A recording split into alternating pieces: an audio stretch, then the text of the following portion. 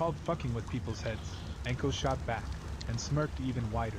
I was under the impression you liked doing it yourself. Naruto stared back at the woman, for a moment, opening his mouth, as if about to say something before suddenly snapping his jaw shut, as he caught his chin in consideration. Frowning for a moment, he scrunched his eyelids into a wary squint, before he offered up a reluctant observation. And you dress that way because it means people have to acknowledge you, something like that. Anko agreed with a smirk, even, as she wiggled her eyebrows slightly. Plus, it's fun to mess with the perverts. Yeah, it is. Naruto agreed before he could really stop himself, before suddenly scratching the back of his head.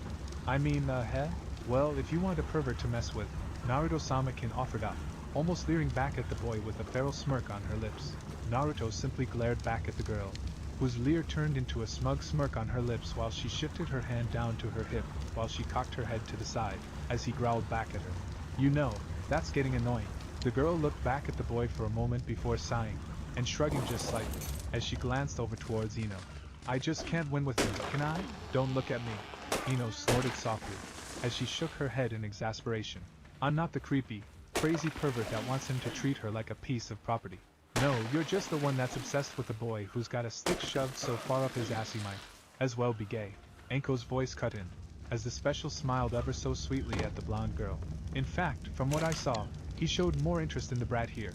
Anko jerked her thumb at a rapidly paling Naruto before continuing, than he did anyone. Hey, leave me out of this. Naruto cut in quickly. The bastard isn't gay. No way. Sasuke-kun is definitely interested in girls. Ino quickly shrieked, as she glared back at Anko, before Naruto couldn't help but cut in. I know I said he wasn't gay, and this will probably come out wrong, but the only thing Sasuke seems interested in right now is his brother. Naruto shifted slightly at the sudden looks of horror that rippled across the group, mixed with looks of understanding from the older Nin. Well, it was hard to tell with Higugo, but he was pretty sure she was, as well. His brother? Kin couldn't help but look a bit ill, before she snickered a bit, and smirked at Ino. Man, you really can pick him, can't you, bimbo? Booby you but. Ino immediately began to protest, her brain seemingly stuck on that bit of information, and unable to proceed further. You know, I expected it from Kinchan, I really did, Naruto noted, as he lightly palmed his face in his hand. I mean, she's not from around here. But seriously, what the hell, Ino? Even I know about how Sasuke became an orphan. Oh. Ino blushed brightly, and couldn't help but hang her head in embarrassment. Kin blinked slightly, confusion washing across her face, as her nose scrunched up slightly. What are you talking about? The brat's referring to the Uchiha massacre. Anko responded, every trace of humor gone from her voice, as her lips were pressed into a hard, thin line. When Sasuke's entire clan, parents, and family were all killed by his older brother, Itachi. What actually happened? An entire clan, wiped out by one of its members. Kin blinked up, and stared, as she looked around seeing the slight nodding of heads among the older generation. I thought that was just some kind of twisted rumor. Afraid not, kiddo. Jiraiya shook his head, and sighed softly before offering a slight shrug in response. It's been 5 years now, and suddenly, I'm starting to wonder if I was safer and sound. Kin noted, as she made a light face, and sighed softly, shaking her head with a grumble. First this village created Orochimaru, now some other insane, especially powerful ninja? We have a larger number of deviants, I suppose you could say. Yuguro admitted, as she glanced from a smirking Anko to an innocently whistling Jiraiya. But at the same time, we do produce consistently higher quality shinobi. We just tend to be a bit eccentric. Jiraiya added with a slight quirk of his lips, his eyes twinkling slightly. Right, eccentric. Kin muttered slightly under her breath before looking thoughtful for a moment. Well, that would explain the bimbo here. Hey! Ino growled softly, as she glared back at the girl. What the hell do you mean by that? Well, for one thing, you're obviously lacking in your taste in guys, Kin noted with a smirk, before smiling innocently at the blonde girl. Plus, you're obviously trying, and failing I might add, to repress your perverted desires for Naruto-sama here. As if, Ino glared back at the girl even, as her face flushed crimson, and she glanced lightly towards the oldishly blinking Naruto. Oh, denial while blushing, Anko crowded, as she turned, and glanced at a still masked Yugogo. What do you say, confirmation? It would appear so. The masked woman agreed with a nod of her head. Though, you missed out the discreet glances towards him, as she said it. How long until you think she'll be replacing all her Sasuke posters with Naruto ones? Anko continued, ignoring the growing look of horror blossoming on both Naruto and Ino's faces. Well, she's still in the denial phase, Yukigo responded, lightly tapping her lower lip. She still has all those other pesky ones to get through. I do not like Naruto. Not like that. Ino immediately protested yet again, as she glared back at the women. Please, please let her be telling the truth. Naruto offered up pleadingly, as he turned towards where Jiraiya was visibly restraining himself from laughing. They're joking, right? Afraid not, kid. Jiraiya responded with a growing smirk, as he reached down and ruffled the boy's sweat-drenched hair. Congratulations, you're turning into a little heartbreaker. Eyes widened in horror, Naruto involuntarily took a step back, panic quickly filling his eyes. Oh, hell no. She'll try to turn me into a bastard. The females turned, and blinked at Naruto for a moment, as their reactions varied from one to the next. Kin's lips were twitching, visibly towards a smug smirk. Anko was rolling her eyes at the boy's reaction, while Yugido's arms crossed about her chest, as her face remained unreadable beneath her mask. Reactions that stayed on their face, even as Ino's huffing voice spoke up. You say it like it would be a bad thing if you were more like Sasuke would. As everyone's faces turned in disbelief onto the girl, Naruto's finger rose up, pointing accusingly towards Ino. See, she even admits it. I don't see what's the big deal. Ino grumbled softly, as she crossed her arms about her chest, and glared mildly at the other blonde. I blame you for this. Naruto turned his attention, and pointed firmly at Kin. He blinked back at him. What? Why the hell are you blaming me for her being a dumb bimbo? Kin stared back at the boy incredulously, as her mouth hung in shock. All I did was point out the truth. Yes, but if you hadn't, I would have remained blissfully unaware of her intent to turn me into another Sasuke. Naruto shot back before turning his head and glaring at Ino. And you, don't even think about it. No way in hell I'm gonna act like him. As if you could be. As cool as Ino immediately began to counter, as she tightened her arms about her chest. You know, strictly speaking, Jiraiya was busy scribbling away at his notebook, as he spoke, not quite glancing up at the group. The brat here has far more potential than the Uchiha. What? Ino's screech earned flinches from both Naruto and Kin, as Anko only blinked slightly at the outraged response. Princess has some lungs on her. I'll give her that. Yawning slightly, Anko lightly wiggled her pinky into her ear. Hopefully Asuma can teach her to shut up before she blows the whole mission. She's still a brat, so no worries just yet. Jiraiya waved his hand, as he blinked a bit at where Naruto was staring at him in slack-jawed amazement. What? Is there something on my face? You said. Naruto's mouth worked wordlessly, as he pointed at the man, before he looked over at Anko, as he gestured towards the white-haired man. He said. Yes, he did. Anko nodded her head, smirking back at the boy with her eyes positively dancing in amusement. And he's right. Jiraiya blinked slightly, looking in confusion from Naruto to Anko. What's got him so? You said he had more potential than the Uchiha? Anko supplied a soft little chuckle while she lightly stretched back. Alright, break's over. Back to work. Oh, what's wrong with the truth? Jiraiya huffed slightly, and shook his head just a bit, as he glanced over at the glaring Yamanaka. And girly? Grow up. The academy never means anything in the long run. But Ino immediately began to protest, as she stared up at them. The brat pulled off 6 months of training in a day. 1 DY. Jiraiya emphasized the words, as he shook his head. Not even Sensei could do that. And if the god of shinobi couldn't, think about where that puts the brat. Ino was left standing there with that thought, her mouth opening and shutting in slow succession, as she started again at Naruto, and wondered exactly what it was she should do. How long are you going to keep giving me the silent treatment, Naruto-sama? Kin pouted towards Naruto's back, as the boy stiffly lay in bed, ignoring the way the dark-haired girl tried to squirm more intimately against him. Come on, say something. She lightly began to poke him with one slender finger, as he refused to even look at her. Please? Something? Anything? When he continued to say nothing, she crossed her arms about her chest, and pouted again. I told you I was sorry. I never expected her to actually do something that stupid. Slowly, Naruto rolled over, and glared at her with those crystalline blue eyes, through the pitch-black bangs falling into his face. Wincing slightly, Kin shrank back from the look, and whimpered just a bit. Would it make you feel any better to give me another spanking? Why would I do something that would encourage you to do something like this in the future? Naruto finally spoke, his voice flat, as he continued that angry glare at the girl in his bed. This time, she winced even more visibly, squirming slightly, as she ducked her head. Honestly, I didn't think she'd actually do it. She had everything in my size. Naruto countered flatly, still glaring at the girl. Well, I did goad her just a bit, but I was just fucking with her. Kin whined softly before she poked against his stomach. Besides, aren't you supposed to be the prankster? How did you not notice she put the dye in your shampoo and stolen your clothes? I had to spend the day looking like a bastard. Naruto growled even more angrily at the girl. I swear, when I get my hands on her, can I at least watch?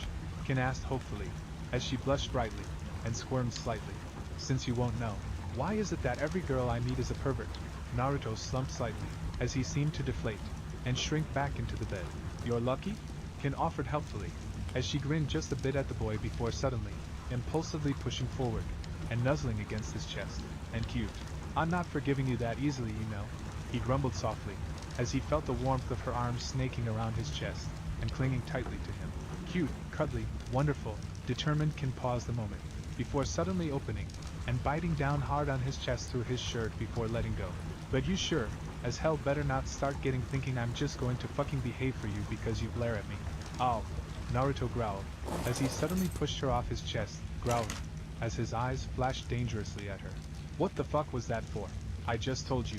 Kin lifted her head and sniffed softly, as she lightly glared at you. You're supposed to be keeping me in line, not the other way around. I'm not your fucking babysitter, I'm your fucking slave, bitch. He growled again, glaring at her even harder, as he rubbed the spot on his chest she'd bitten into. Yeah, but I'm your bitch, remember? Kin smirked a bit, as she suddenly pushed his shirt up, ignoring his sputtering protests, as she lightly began to run her tongue against the reddened flesh, before kissing it better. There, better? I just don't get you at all. Naruto just stared at the girl, as she grinned impishly back at him, his cheeks flushing brightly. Nothing about you makes sense. You never act the way I expect you to. You want me to treat you in a way that would get me beaten into a pulp, and you just are.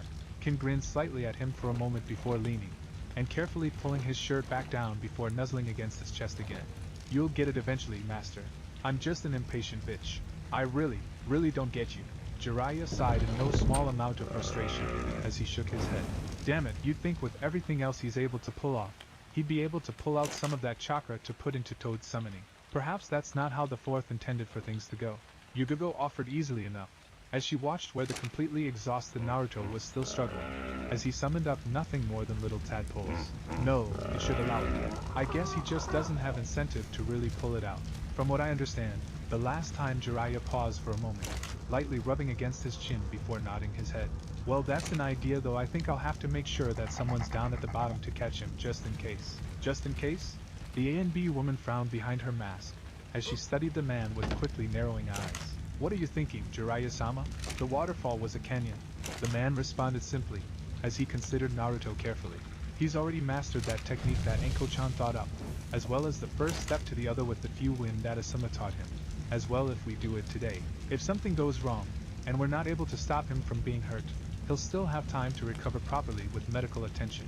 That's a bit callous, you know, Yugogo noted carefully, as she lightly stroked her thumb across the grip of her blade. Got any better ideas? Jiraiya countered, as he shook his head, and sighed, as he lightly hung his head. I'm rather out of ideas, and as apparently he needs something extreme to trigger it. I don't particularly like it. But, as long as you allow us to make sure we can catch him before he ends up too badly off. Yugogo paused before sighing softly. When do you want to do this? Now. The man answered simply, as Yugogo nodded her head, before she moved over to speak to Anko and Asuma. Hey brat, you insane son of a bitch! Kin's voice screamed in fury, as she watched Naruto falling backwards over the edge, even as she felt herself restrained by the man's strong arm wrapped about her waist. Naruto-sama, relax girlie. Jiraiya shook his head, as he held her firmly in place. He should be fine. Should be fine? You just knocked him off a fucking cliff. Kin shifted her attention to the man, trying to claw her fingers at anything she could. And I made sure Anko-chan, Asuma, and Yugogo-chan were down there to catch him if he didn't unlock the door. Jiraiya responded placatingly before suddenly letting his words drift off, as he stared in absolute shock at the girl. Just as a red glow had risen up from the canyon, and the foreboding pulse of demonic chakra had flitted against his senses, suddenly the girl's struggles had stopped being so easily ignored. When her nails turned into claws, he released her, and jumped back to watch, as she immediately dropped down to all fours, glaring at him with slitted crimson eyes. Suddenly fang teeth glinted visibly, as she snarled, a pulsing, menacing cloak of crimson chakra flowing around her. Jiraiya paused for a moment, staring in absolute shock at the girl, before he couldn't help but smiled proudly. Man, I'm such a genius! The girl tensed, preparing to launch herself at the object of her anger, before suddenly there was a rush of motion, as a massive form launched itself out of the canyon, flying through the air, and arcing gracefully towards a section of forest. Then suddenly the earth shook from the impact of the mightiest of the toad summons. Naruto had summoned forth the toad boss, Gamabunta. Heh, I knew that kid had potential. Jiraiya grinned broadly before turning back towards the more than slightly feral kin. There, look girly, he's fine. Now, why don't you calm down, and we'll talk about this rationally. The angry growl that left the girl's throat was her only response, before she suddenly lunged forward at him, claws extended. Well, so much for doing this in a peaceful way. Jiraiya sighed, as he stepped on the girl, and struck at the base of her neck, knocking her in one fluid, neat motion. Well, this just gets more and more interesting. Oh, I can't believe I'm looking forward to some research that doesn't involve bathing women. Chuckling softly, he picked up the girl, and shook his head, as he began to make his way towards the brat's apartment. She did what? Hiruzen Sarutobi was staring at his former pupil with incredulous eyes, as the white-haired grinned like a proud father in front of him. As soon as Naruto accessed Kyuubi's chakra, she was able to, as well. Since she was already upset with me, she followed the emotional response, and her body enveloped her in a chakra cloak. Jiraiya's grin was almost insane, as he grinned back at his former teacher. Do you understand what that means? She's able to access Naruto-kun's chakra. The Hokage pursed his lips in quiet consideration, which gives her access to a great deal of his potential. Oh yeah? Jiraiya's grin was just as insane as before, as he nodded his head. I've got an absolutely crazy idea too. He paused a moment, letting the anticipation build for an instant before his eyes gleamed, as he continued. I'm going to make her a seal mistress. And this is such a crazy idea. Why? Hiruzen arched his brow, as he lightly puffed at his pipe. A seal mistress would indeed help Naruto-kun, if she's actually as loyal as you say she is, but she's got an earth affinity. Jiraiya supplied, his eyes gleaming with that unholy light. And with access to a sized chakra supply? I checked. His chakra's leaking into hers already, the same way the Kyuubi's leaks into his. Her chakra reserves are building plus, with that access to his chakra on top of it. Imagine it being able to fill a battlefield with seals just beneath the ground, seals the enemy can't see. That kind of control, Sarutobi responded, as he cut the man off, shaking the verge of cackling out loud. Decades, Sarutobi corrected his former student. If not centuries that she won't have. Ah, but my esteemed old monkey, you're forgetting one thing. Jiraiya shot back, as he waggled his finger. Shadow clones. The shadow clone technique is almost useless for things like that. You know this, Jiraiya-kun. Sarutobi countered with a sigh. Not the Naruto way. Jiraiya countered with a broad grin on his lips. The kid's already proven he can pull it off. Haven't you been reading those progress reports that Yubigo-chan's been sending you? Excuse me if I've been a little busy with preparing for this invasion. We almost lost Haikun to that damned Sanjounin. Sarutobi growled slightly, as he shook his head. Fortunately we had tails on this Baki, so we were able to get him stabilized, and to a medic mean in time. Naruto used his shadow clone training method to master the leaf-cutting exercise in a matter of hours. Jiraiya enthused with his eyes gleaming. He cleared rock cutting a short time later. Mastered water cutting the next day. Hell, Anko-chan, she came up with a technique that puts him up there with that Gaara kid defensively, that only Naruto can use. Beyond that, Jiraiya paused a moment, before grinning broadly. He's mastered the first claw of the Wind Tiger technique. Do you actually think you could do this with her? Sarutobi asked carefully, as he attempted to wrap his mind around the thought of Naruto, childish, mischievous, and irresponsible Naruto pulling off the things Jiraiya described. Naruto is going to change the world. Jiraiya answered with a nod of his head, as he couldn't help but grin even more. He's going to surpass his father. Of that I have no doubt whatsoever. What do you want me to do then? The Hokage asked warily, as he studied one of his prized pupils. The details that followed made the old man stare in absolute shock more than once, as to the insanity and the audacity of the man's plan. Still, in the end, he couldn't help but smile. If it worked, then perhaps he could finally feel the weight of Minamoto-kun's eyes lighten from how they bore down upon him. Kim-chan?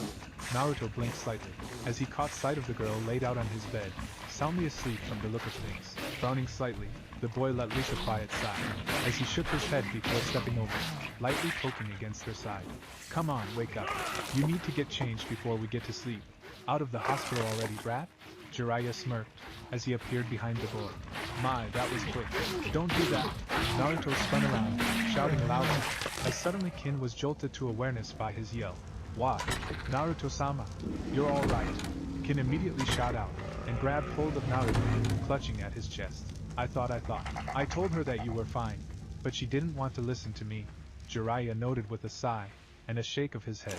Really, you think, you pushed me off a cliff? Naruto countered angrily, as he glared at the man, while gently running his fingers through man's hair.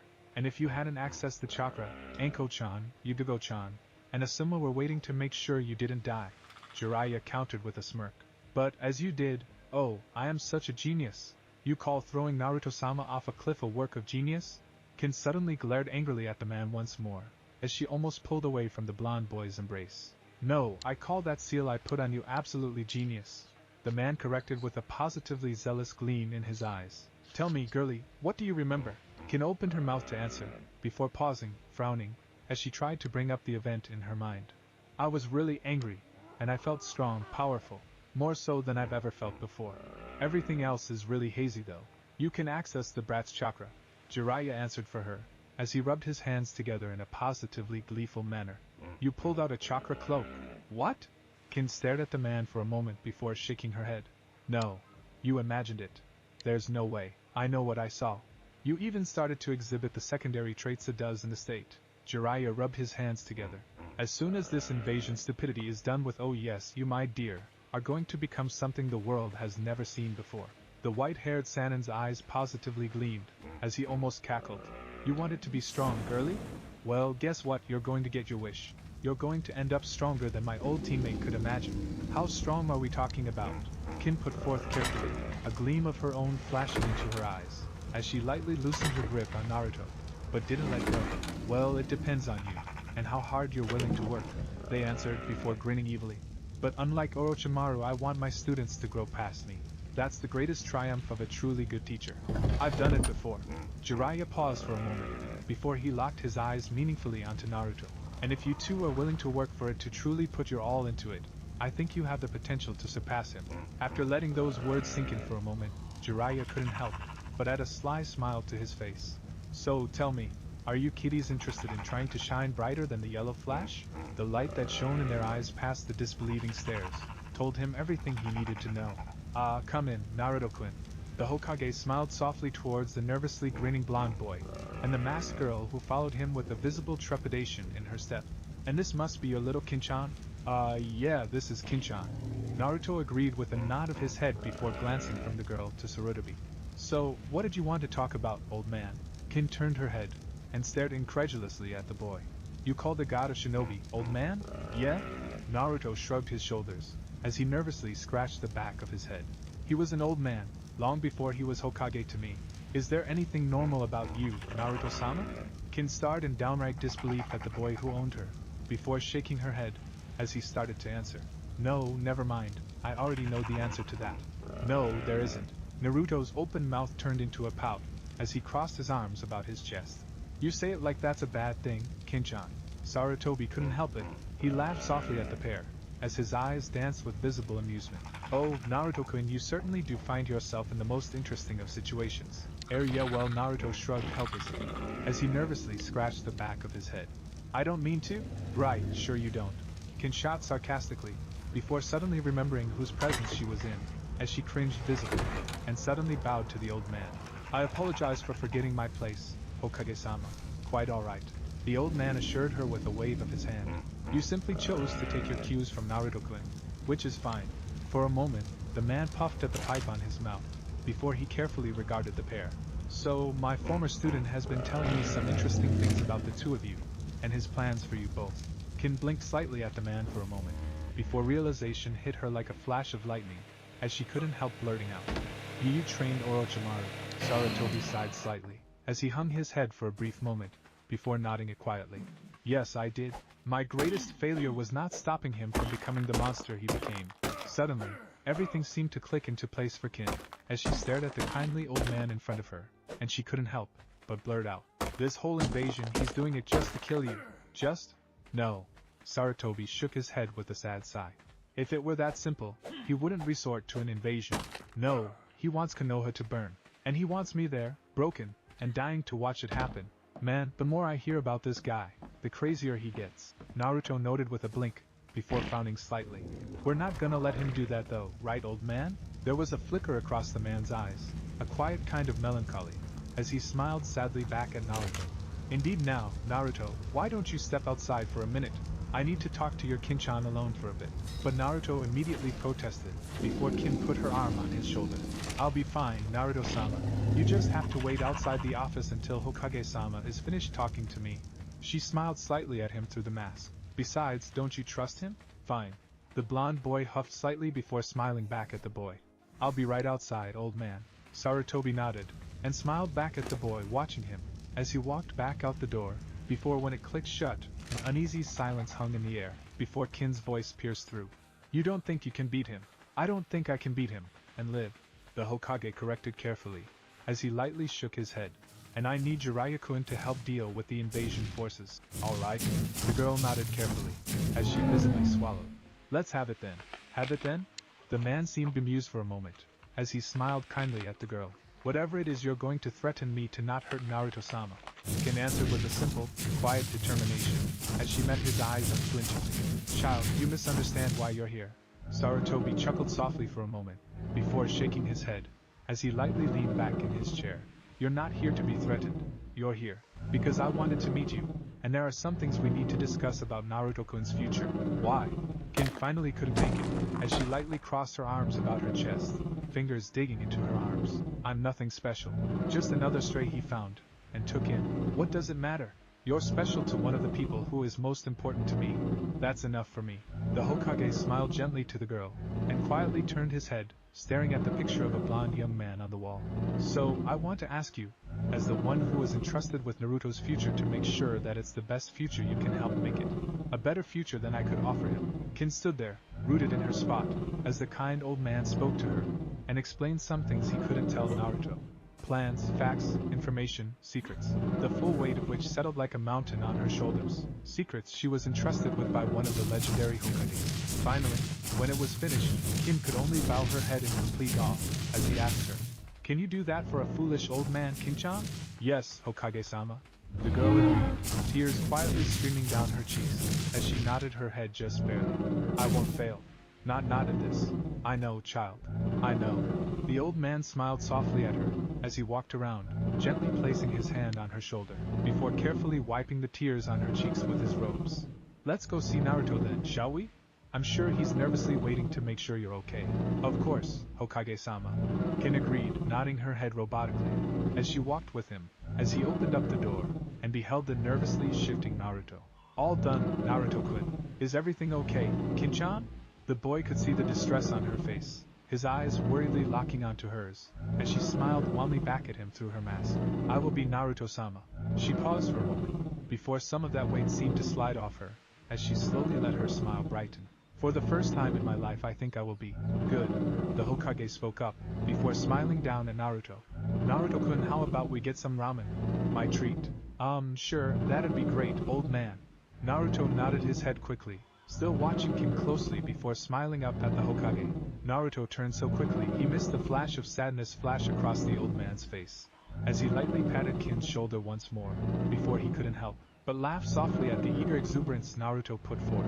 Naruto took a slow, deep breath, as he pushed himself up and away from the warm comfort of his bed, and Kin, carefully stretching out, he glanced around the room before coming to a slow, sinking realization. Today was the day.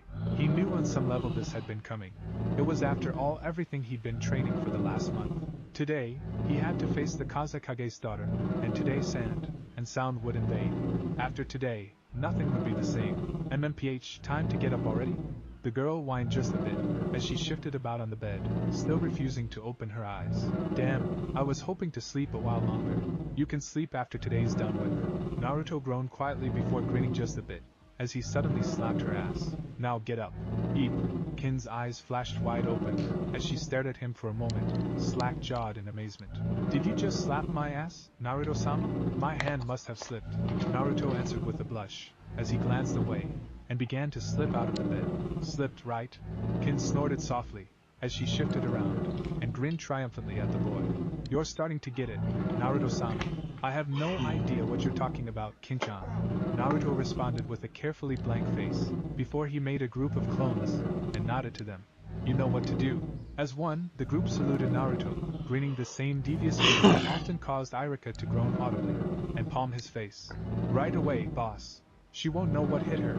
As the clones filed out, and Naruto began to dress, Kin eyed the boy carefully before she pursed her lips.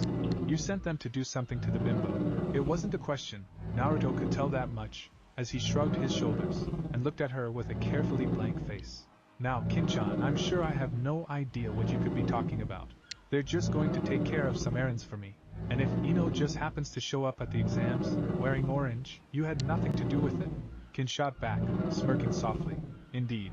Naruto agreed with another nod of his head, as he fought to keep the smirk off his own face.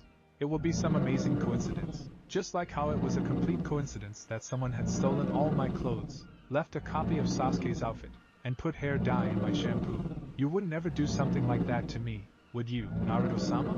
Kin asked, her eyes wide, as she blinked up at him. Do you have a problem with oranges? Naruto curled a brow, as he lightly crossed his arms about his chest. Kin paused for a moment, considering her words very carefully before she answered. Not really?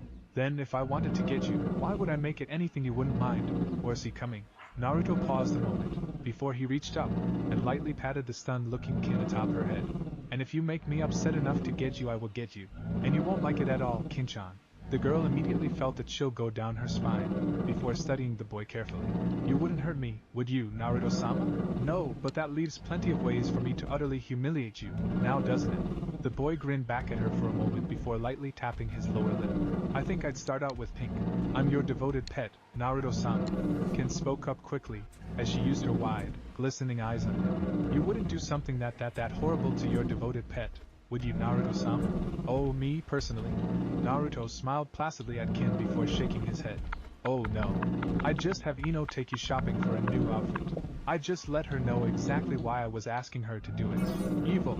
Kin stared in downright awe at the boy in front of her, even, as she couldn't help but shiver in no small amount of excitement. I'll be good. I promise. I'll hold you to that.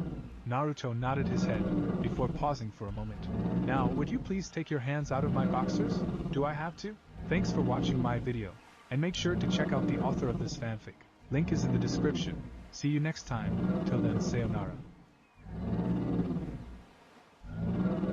Yo, what's up guys? So today we are gonna see, what if Naruto switches his opponents with Shikamaru during the preliminary round before the third stage, part 3.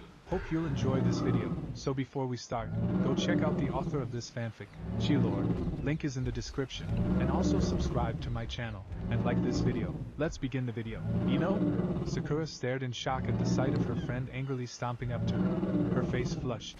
And her outfit, what are you wearing? Oh, I am so going to get him for this. Ino growled, as she crossed her arms about her chest, glaring down at the snug replica of Naruto's usual outfit, all the way down to the whisker marks on her cheeks. Why were you dressed as Naruto? Sakura couldn't help it, as she stared at her friend, as the blonde girl took her seat next to her. Because he stole all my clothes, and left me with only this to wear. Ino spat out, as her eyes visibly twitched. I mean, I know I pranked him first, but, seriously, do you not remember what Naruto was like in the academy? Kiba spoke up, snickering audibly, as he grinned back at the girl. I mean seriously, Naruto is the prankster king of Konoha, and you pranked him, and didn't think he'd get you back? Akamaru barked from his perch atop Kiba's head, before Inuzuka nodded his head in agreement. Hey, Akamaru wants to know what you did to him anyway. Oh, Ino blushed slightly before ducking her head. I might have put black hair dye in his shampoo, and stolen all his clothes, leaving behind a copy of Sasuke-kun's outfit, as the only thing for him to wear. Kiba stared in shock at the blonde girl, before he stood up, and bowed formally to her, as Akamaru stared in disbelief from atop his head. I bow before your superior pranking skills, Yamanaka-san. Kiba paused a moment, before suddenly grinning fairly up at her. Though I have to wonder at your common sense for painting a Naruto-sized bullseye on yourself. She is obviously attempting to garner Naruto's attention for herself. Shino spoke up simply, as he adjusted his shades atop his head. Yeah, right, Shino. Kiba laughed softly, as he smirked at his teammate. Yamanaka, interested in Naruto? Come on. I wish you were right, Kiba. A new voice spoke up, as Naruto appeared before them with a grumble. Unfortunately, Shino is right. Ino huffed slightly, and glared at Naruto, even, as the tinges of a blush stirred across her cheeks. What? Come on, Ino Pig, interested in Naru. Sakura, laughed at first, before she turned her head, and caught sight of the growing blush on her blonde friend's face. Oh my, he's Naruto's right? And I shall resist her foul machinations to subvert me. Naruto nodded his head, as he thrust his finger dramatically in Ino's direction. Everyone else could only stare, as even Shino's normally impervious stoicism cracked in disbelief at Naruto's declaration, before the blonde boy suddenly began to laugh, as he looked over his shoulder. See? I told you that would be funny. TSK, you're too troublesome, Naruto. Shikamaru couldn't keep the slight grin off his face, as he strolled up behind the blonde, Shuji at his side. Though you do keep Ino out of our hair, so, speaking of where's the bitch? Ino spoke up, as she glanced around. I thought she'd be here. The old pervert had something planned, and wanted her help with it. Naruto shrugged his shoulders helplessly. They're up to something, but all I know is what little the old perv let me in on. Bitch? Old pervert? Sakura stared at Naruto, and Ino in disbelief, as the pair seemed almost siblings in their matching outfits. And when did the two of you get so close? Their identities are classified until after certain events come to pass, Naruto answered seriously. Thus, we can only refer to them by their code names. And Ino was around for most of my training over the last month. You invited Ino Pig, but not me? Sakura was staring, hurt at her teammate, as she lightly clenched her fingers into fists. Huh? No. Naruto quickly shook his head, as his hands rose defensively. Asuma got called in to help me train, Ino, Chuji, and Shikamaru saw me training. As a result, we just saw your chakra training. Shikamaru pointed out. Ino's the one that went wherever that ANBU lady, and the second stage examiner took you. The bitch wanted a sparring partner. Ino spoke up with a shrug, as she visibly winced. I was dumb enough to volunteer. Nah, we goaded you into it. Naruto countered with a slight smirk on his lips. You were the one she really wanted an excuse to beat up. Ino sniffed loudly before she glared back at Naruto. You do know I am going to get you back for this. Try it. Naruto shot back with a cocky grin on his lips. Just remember the rules, princess. I already told you, I'm a ninja, not a princess. Ino growled softly, as she made it, as if to throttle the boy. Would you rather I call you by your other code name? By Naruto began, as he quickly jumped back just out of Ino's range. No! Ino growled back, as she glared even more intensely at him. Damn you, brat. Does anyone else find this really confusing, and a tad bit creepy? Sakura asked curiously, as she glanced around to the rest of the nearby genin. I do. Shino admitted with a slight shrug of his shoulders. If Shino's saying that, you know it's out there. Kiba agreed with a shuddering nod of his head. Ino blinked a moment, before suddenly pointing towards Kiba and Shino. Oh, that reminds me. Who's the pervert on your guys' team? Shino. Me. The immediate responses caused everyone else, save Ino, and Naruto to twitch, and stare in further confusion at the Aburame's confession, as the bug user shrugged his shoulders before glancing at the other genin. Were you not aware that every genin team has a pervert on it? What? Sakura blinked slightly, staring at the boy in shock, as she inched back slightly. Well, I mean, I know Naruto's a pervert. Naruto is not Team 7's pervert. Shino interrupted, as his glasses glinted slightly in the sunlight. Yeah, we already know who the pervert on your team is, Sakura-chan. Ino smirked at her pink-haired friend, as she rolled her eyes. Besides, says the bitch, and I can attest to, Naruto is no pervert. And how do you know that? Sakura stared in absolute disbelief at the boy, then Ino. And who is then? Well, it certainly isn't the Uchiha. Shino deadpanned, as he gave the Emerald Eyes girl a pointed look. Wait, what? Sakura's eyes blazed in fury, as she glared at the Aburame. You're saying I'm the pervert? If the shoe fits, forehead Ino agrees with a snicker, before flinging her arm around Sakura's shoulder. Don't worry, you're in good company, but seriously, how come you never told me Naruto has such a hot body? Just, as we already established that Ino is Team 10's pervert over a month ago. Naruto agreed in a deadpan similar to Shino's, and hanging out with a crazy lady, and an old pervert at that time really didn't help things. Naruto, did you make into even more troublesome? Shikamaru glared slightly at the boy, as he released a huffing sigh of annoyance. Only for Sasuke, and myself. Naruto countered with a helpless shrug. I'm really starting to pity the bastard these days. Naruto's hot body? What? Sakura's brain seemed to be visibly freezing up, as she tried to work the words through her mind, only to have its gears come grinding to a halt. I think you broke her, princess. A new voice drawled out, as Anko swayed into view, lazily twirling a kunai about on her finger. Maybe there's hope for you yet. Thanks, crazy lady. Ino shot back with a sarcastic little smirk on her lips, as Kiba started, his face paling visibly. You're the examiner from the second stage. The one that cut up Naruto. Ah, thanks for reminding me, Kiba. Naruto nodded, as he almost lazily threw a kunai at Anko, who deflected it with her own. TSK, still too. Anko paused, and blinked before giving Naruto a funny look. Shadow clone? Shadow clone. Naruto agreed with a grin, and a nod of his head. Cheeky brat. Anko smirked softly before rolling her eyes. So you can get me 1 in 10 times now. And I won't stop until it's 1 out of 1. Naruto agreed, before they all saw the telltale puff of smoke rise from behind Anko's jacket, as his clone dispersed. That's a tall order, brat. Think you're up to the challenge? Anko shot back with a savage grin on her face. Who's the one that has trouble keeping up? Naruto shot back with a smirk, as he grinned back at the woman who shot him a sour glare in return. Careful, brat. I do still know where you live. Anko glared slightly at the boy who only grinned smugly back at her. Yeah, but you like me too much to do anything too mean. After all, who else is so much like you? Naruto grinned at Anko, who couldn't help but smirk slightly, as she reached down and lightly ruffled his head. True enough, brat. Anko chuckled softly, as she shook her head. So, I expect you to put in a good showing. Naruto gave her an incredulously offended look, as he remained silent, and simply stared at her. What? You expected me to pull a Cyclops? Anko shot back, sounding more than slightly offended. No, it's more I'm rather hurt you feel you have to say that. Naruto countered, as he huffed slightly. Of course I'm going to put in a good showing. Who do you think I am? A loudmouth brat?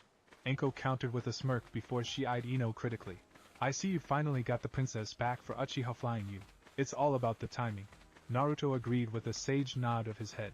She had to come today, and since she couldn't get anything else, Ino growled sourly, as she lightly glared at Naruto. I will get you for this, you know that, don't you, Naruto-kun? Instantly Naruto went rigid, his eyes widening, as he instantly made warding gestures towards Ino. It's getting worse. Crazy lady. Help me. She's adding the kun to my name. Head, you're on your own, kiddo. Anko snickered softly, as she again ruffled his hair. You could always learn to enjoy it. What, you expect me to turn into an old pervert? Naruto was aghast, as he stared back at the woman, before shuddering slightly, this time mirrored by Ino. Don't even think about it, Naruto-kun, Ino stated flatly, as she crossed her arms about her chest, and glared at him. On second thought, if it would drive Ino if Naruto came back, looking speculatively at the identically dressed blonde. It might be a sacrifice I'm willing to make. Ino herself suddenly paused herself, as she lightly rubbed upon her chin, as she looked over at Anko. On second thought myself, that would mean he would be much more open to things, wouldn't it? She's got you there, brat. Anko agreed with a nod of her head before smirking slightly. I think the bitch would like it too. I could always treat Ino like I do her?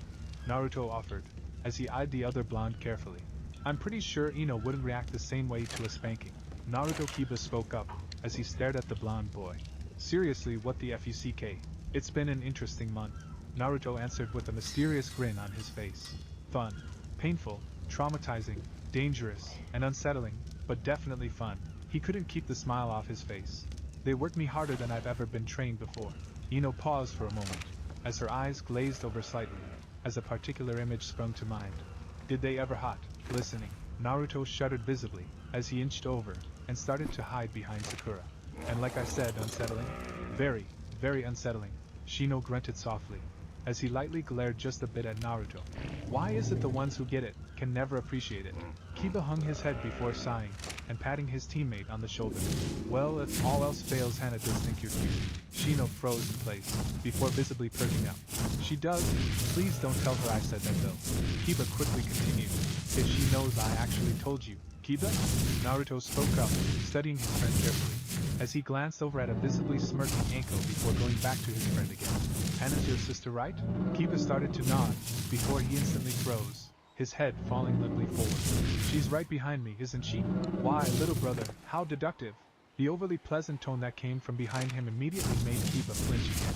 You're starting to learn to notice things. As much as I'm sure I'd enjoy the scene of wanton torture of the kid, I don't think the Hokage would be too happy if you eliminated one of the participants prior to his match. Anko spoke up, as she lightly crossed her arms about her chest. Oh, I know. Hana agreed, even as she kept smiling pleasantly at her little brother. I'm just going to limit myself to visualizing it for now. I'll deal with actually taking action on it sometime after the exams are over. Naruto, help me! Kiba looked pleadingly towards his blonde friend, his eyes wide, gleaming with fear. And how exactly am I supposed to do that?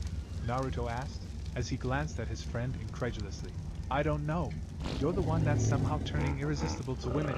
Kiba countered with a slight growl. It's only Ino. It's not only Ino. Shino cut in, grumbling slightly under his breath, before glancing over at Hana speculatively. Though, everything comes down to a simple question. Do you want to kill him for lying about what you thought? Or because he revealed it?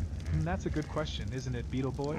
Hana smirked a bit, her eyes glittering slightly, as she threw the boy a wink. But where would the fun be in just giving you an answer? I see Shino pause for a moment, before suddenly offering a smirk back at him, as he shifted slightly. Then I suppose I'll just have to find out then, won't I? Make it interesting enough. And I might not kill my brother after all. Hana grinned back at the boy, as she roughly pinched her brother's cheek. That sounds like the kind of challenge I could really sink my teeth into. Shino agreed with a nod of his head, and a slightly growing smirk. Hana paused a moment, before shivering slightly, as she eyed the boy with a much more careful eye. Oh, is that a fact? We'll see then, Beetle Boy. I look forward to seeing if I'll bite off more than I can chew. Shino agreed, nodding his head simply. Either way, we'll see who ends up nipped. Kiba was staring now, with growing horror at his friend, and teammate, even, as his eyes instinctively flicked over to his sister, and he paled even further. Oh hell, I'm so screwed. Go, and play with your other friends, little brother. Hana lightly shoved Kiba away towards the others, as she looped her arm around Shino's shoulder. I'll look after your teammate for you until his match. Oh? Shino paused for a moment, before grinning back at the older team. And here I was thinking about how much fun it would be to take care of you. Hana's grin put Enkos to shame, as she tightened her grip on the team, and walked a bit faster away. Oh man, Kiba paused a moment, before groaning out loud, as he banged his head on a nearby rail. Mom is going to kill me, Enkos snickered for a moment before shaking her head. Nah, some will get a kick out of it. Naruto took a moment, glancing over towards the retreating Shino and Hana, before sighing, as he shook his head. Oi Kiba, you know about that sound bastard's skills, right? Yeah, he gave me a headache when he pulled it off against Chuji. Kiba nodded his head before shrugging a bit, and smirking, as he pulled back his hair to reveal the plugs in his ears. Fortunately, it's not the first time our clans come up against fuckers that like to use tricks like that. Mom got these for me, and Akamaru. Just watch out, he can do more with that melody arm of his than just that disorientation thing. Naruto warned, as he shook his head. Right, Sakura? Huh? Oh, yeah. Sakura shook herself back into reality, as she quickly nodded her head. He blasted through a huge log with it in the forest of death. Heh, thanks for the tip. Kiba lifted his thumb up in approval. Me, and Akamaru will be sure to wipe the floor with him. Naruto nodded his head a bit before glancing over towards where the Sand team were entering the stands. Just watch out for Gaara. That you don't have to tell me. Kiba shuddered visibly, as a haunted look crossed his eyes. We saw what he did to one of the Rain teams, even before Lee. If I face him, I'm forfeiting. But maybe I'll get lucky, and that bastard Neji will be able to take him out. Neji? Naruto paused for a moment before shrugging a bit. What's he doing? He's a bastard. Kiba growled softly, as he shook his head. Colder than even Sasuke. He treats Hinata like trash. But he's one of the best Juken users Konoha's ever seen. He's the Hyuga prodigy, alright. Enko spoke up, nodding her head slightly. He's capable of sealing off people's chakra points along with doing the usual internal damage. She paused a moment, before grinning slightly. Kind of a shame he's up against one of the 3 worst possible opponents for him. Well, I get why Gaara's bad. But who else are you talking about? Kiba asked curiously, as he arched his brow slightly, as the rest of the group looked curious, as well. Had the Sand Girl for one. She never let him close enough to do any damage, and she could keep beating, and cutting him up from a distance. Enko lifted up her finger before the second one unfurled. The other is Naruto here. Naruto? Kiba looked at the woman incredulously before bursting out laughing. That's funny. I mean, no offense, Naruto, but anything else Kiba might have said immediately fell silent, as he felt the kunai digging lightly against his spine, before Naruto's voice smiled cheerfully in his ear. What was that, Kiba? I'm sorry, I couldn't hear while I was focusing on making sure I didn't paralyze you from the waist down. Kiba's wide eyes turned incredulously from Naruto smirking smugly in front of him, to the one behind him, as he couldn't help but stare even more. How? I am a combat and assassination specialist, you know. Enko spoke up cheerfully, as she grinned at the Inuzuka boy. And he had to get very tricky to keep up with me. The Naruto behind Kiba grinned a moment before suddenly vanishing in a puff of chakra smoke, leaving Kiba without the pressure of the kunai on his body anymore. Geez, Naruto, how the hell did you get this strong? That was just being tricky. Naruto waved it off with a grin. After all, that was just me pranking you. Kiba's eyes glinted a moment, as he studied the boy carefully. You've really grown, haven't you, Naruto? If you say so. Naruto shrugged his shoulders a bit, I mean, come on, we've all grown since the academy, right? Well, except for Shika. Ino chimed in with a smirk. He's still the same lazy bum. All I have to say is that you are damn troublesome, Ino, the boy in question countered. Just be careful against your opponent, Naruto. She's pretty smart apparently. Heh, I'm pretty sure she's going to find herself a little out of her league. Naruto grinned, downright viciously, as he suddenly threaded his fingers behind his neck. You'll see. Oh, big words from the runt. Temari spoke up, as they came within hearing range at Naruto's boast, a sneer on her face. If you think that little shadow clone trick of yours is going to work on me, really? A voice piped up from behind her, because another said from just below her. That's came another from the other side.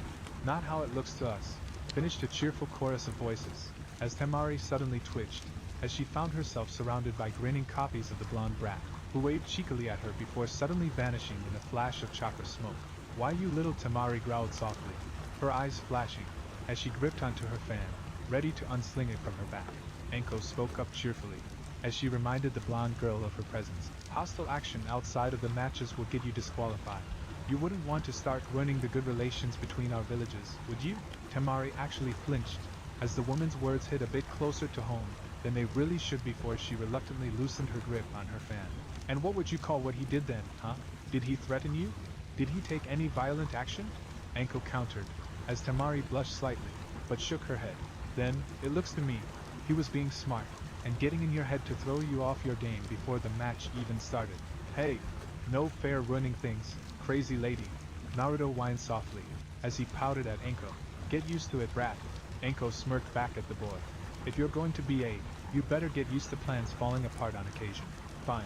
Temari growled softly before glaring over at Naruto. I'll deal with you, and your clone soon enough.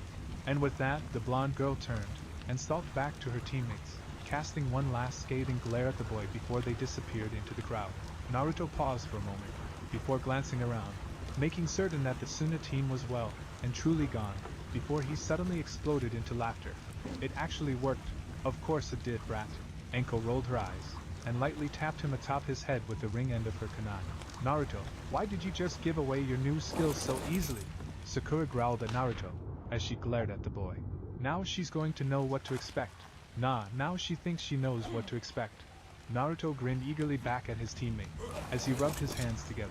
Which means I get to mess with her even more when she finds out I'm not going to be using clones to beat her. Trust me, forehead. Ino cut him before Sakura could respond. You haven't seen what Naruto-kun's really capable of. Naruto Kiba spoke up, staring at the boy. When did you get so devious? What? All I did was prank her. Naruto grinned back innocently at Kiba. Crazy lady here. And the old pervert let me know that a lot of you used to prank people. You also used to mess with opponents, so I prank him. You mean, like that time with Zabuza? Sakura asked curiously, as she arched up a brow, and studied the boy carefully. Yeah, that was pretty awesome, wasn't it? Naruto paused for a moment, as he grinned broadly at Sakura. Zabuza? Anko blinked a moment, as she arched a brow at Naruto. That missing mean your team encountered in Wave? Well, he had Kakashi-sensei in this water prison technique, and he was sending water clones at us to deal with us. Naruto paused for a moment, before chuckling just a bit. So I came up with this awesome plan. I transformed into a windmill shuriken, then had a clone toss it, and a real windmill shuriken to Sasuke. He threw them both, me in the shadow, then when Zabuza just barely dodged me, I transformed back, and threw a kunai at him. He dodged, but he had to let Kakashi-sensei go. Just keep remembering to do stuff like that. Anko nodded her head, and lightly ruffled his hair. It'll keep you, and your teammates alive. Too many people expect the conventional approach. Especially from brats like you. Don't worry. Naruto waved his hand dismissively. I'm more worried about Ino trying to steal my jacket and shirt right now than anything. The boy gestured towards where the blonde girl froze, her fingers inches away from his jacket. Seriously, you didn't actually think I spent all that time with crazy lady trying to fill me full of bloody holes without developing some sense of when people are trying to sneak up on me, did you? Well, I could always. Ino started, as she held up her hands meaningfully, almost forming a sign. And if I didn't know you hadn't been specifically told not to do that to me under any and all circumstances by your father, I might actually be worried. Naruto agreed with a nod of his head before his face grew serious. But there is a very, very good reason for that, Ino. Never tried to get into me. Naruto paused for a moment, before glancing around. Listen to him, princess. Anko spoke up seriously. There's a good chance that you won't get out again. And even if you do well, there's no guarantee how much you would make. For that matter, never try to get into Gareida. Naruto flashed a look at Anko, warning in his eyes, as he crossed his arms about his chest.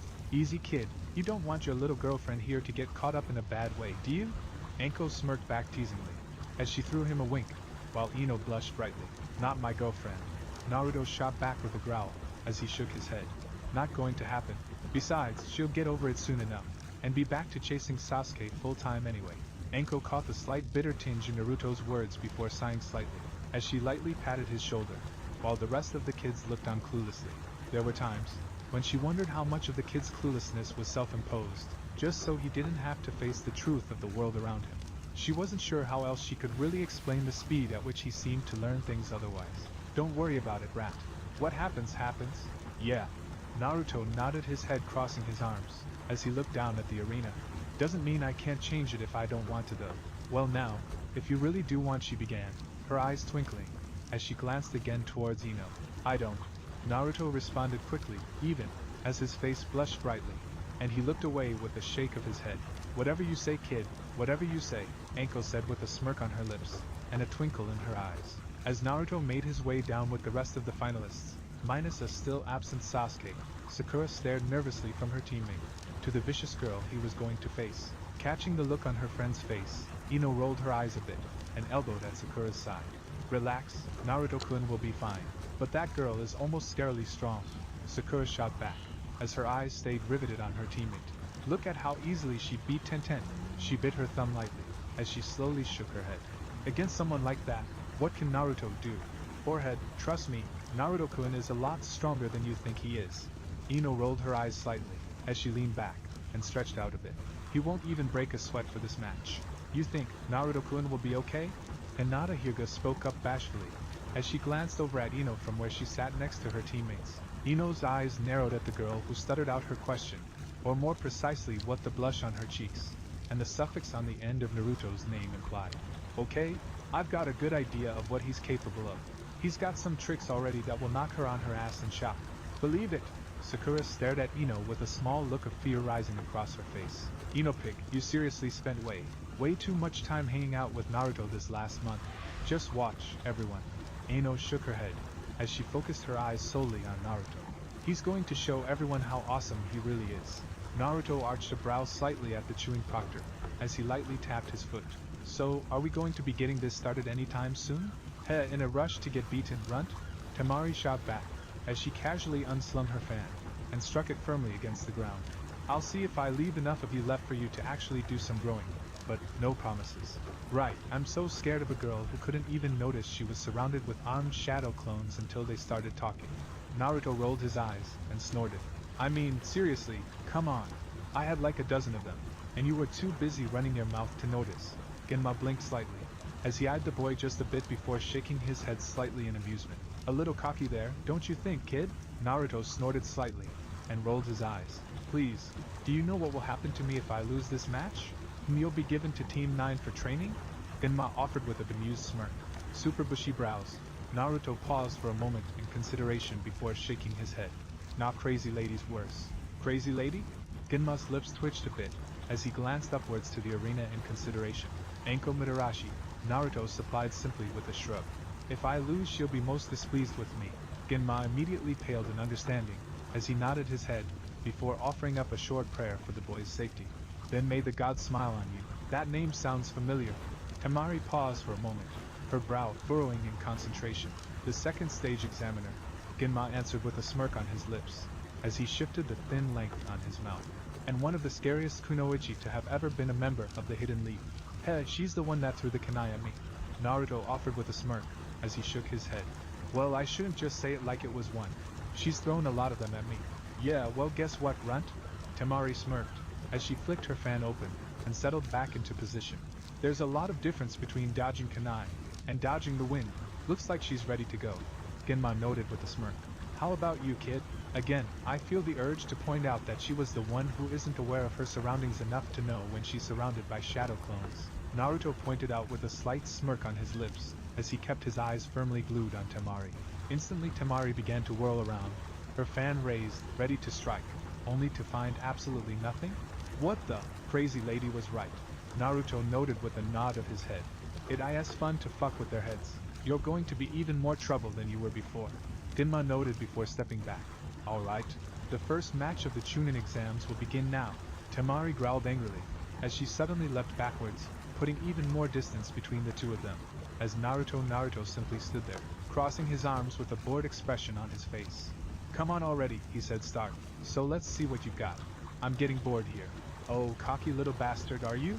Temari's eyes narrowed darkly, as she let a growl rumble up past her lips. Fine. Hope you'll enjoy needing a closed casket for your funeral. And with that, Temari shifted body, and with a swipe of her fan, a blast of wind and dust rose up and shot straight at Naruto. There was an almost bored expression on the boy's face, as he watched the attack headed for him, before he vanished in the blast, and the obscuring dust that trailed after it. Temari smirked softly, as she shook her head, sneering again towards where the boy had stood. Seriously, what kind of idiot are you? Just waiting there for my attack? Even if you're able to anchor yourself, it will still do plenty of damage. Was that it? As the dust began to settle, Naruto was revealed again, his pinky stuck in his ear, as he lightly wiggled it about, without a sign of any kind of damage on his entire body. Huh, I was kinda expecting more from all that talk. Impossible! Temari's eyes were wide, as she stared in absolute disbelief at the boy who didn't even seem touched by her attack. There's no way you could have dodged that. Well, actually I could have.